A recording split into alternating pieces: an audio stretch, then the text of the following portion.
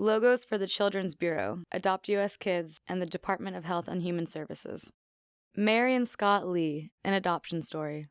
Scott Lee. I met Mary when she first came into custody. I was working for the department then and got to know her a little bit then. And then a little later in time, I was managing the foster home she was living in. Mary Lee. And I remember him taking over my case. And one of the great things that I loved about him is that he would actually take the time to talk to me and to get to know me and ask me about my day.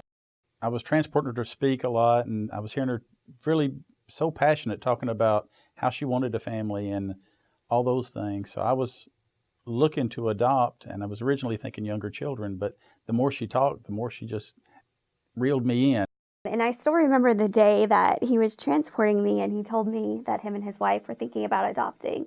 And they said, you know, we're thinking about adopting a baby. And I was like, a baby? No. I was like, you want a teenager? I was like, teenagers are fun. We're potty trained. And I said, actually, you know what? You want to adopt me. It was such a surprise to know that, you know, we both kind of had that thought like, maybe, you know, we're close, you know, we have this relationship. So it was great to find out that it was actually in their mind that they had actually thought about adopting me and making me a part of their family. Adopting teens and the importance of family. I can remember one of the things that my parents did for me that really solidified our family and our relationship was during the trial home visits.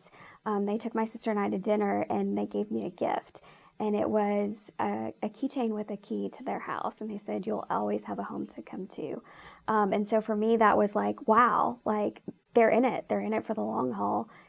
Well, she'd been in the same home most of the time she'd been in care, but they'd moved a lot, and there was never really that stability because they were always packing and moving. I think she was living out of a suitcase or boxes or whatever. So this was something we could give her that, you know, we're not going through a trial process, really. This is permanent for us. I don't really remember there being too much of maybe a period for us to get to know each other, but I remember when she first moved in, my youngest daughter was treating her so special. And then all of a sudden, as we get into it months later, they start arguing and fighting, and people are like, aren't you worried about that? And I'm like, no, she's finally treating her like a sister. She's not a guest in the house anymore. Now she lives here. You know, just knowing that I have someone younger who looks up to me and admires me makes me want to be even a better person. The role of social workers. There's this myth that children are unadoptable once they become teenagers or that they don't want a forever family. So I was an older teen when I went up for adoption, and it wasn't because my social worker asked me. It was because I went to court and because I had been involved in so many different groups that I knew to advocate for myself. And I said, hey, I want to be adopted. As I've trained some of the other adoption workers and things, is that they've just got to believe what Mary's saying, that there is a home for every child. So many times I'll see them, if they don't believe, then they're not going to search for it. So they've really got to believe that there's a home for every child. It doesn't matter if you're a young child or a toddler, a preteen or a teen, or, you know, even young people who have aged out of the system, they still need a family. I have a loving family and they're always going to be there for me. And I want to make sure that every child who's growing up in foster care has the same opportunity.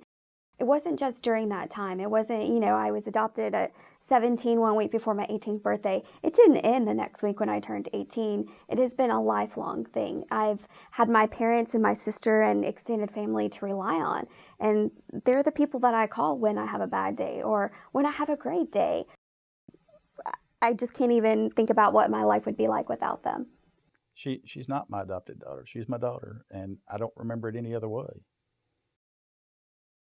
For more information, visit adoptuskids.org or call 1-888-200-4005.